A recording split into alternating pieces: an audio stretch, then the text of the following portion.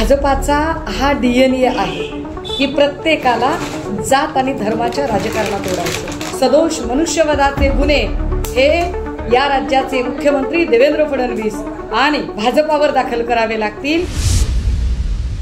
कल्याणमध्ये अर्णव खैरे याचा मृत्यू अत्यंत दुर्दैवी आहे।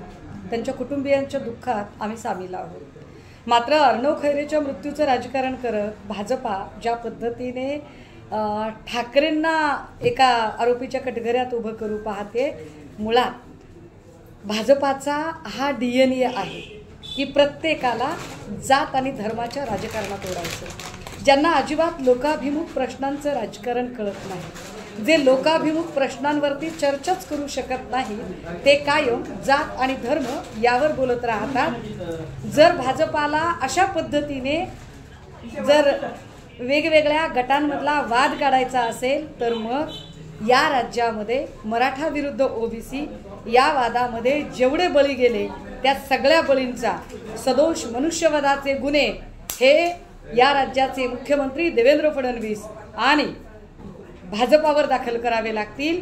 या राज्यामध्ये हिंदू मुस्लिम या धार्मिक दंगलीच्या नावाखाली जेवढं मॉब लिंचिंग झालं त्या मॉब लिंचिंगचे सगळे आरोप सदोष मनुष्यवधाचे गुन्हे हे भाजपावर दाखल करावे लागतील।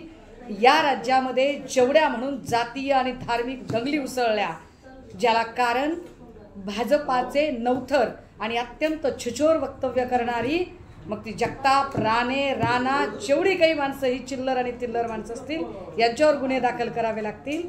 त्यामुळे राजकारण करताना आधी भाजपाने स्वतःचा चेहरा आरशात बघावा।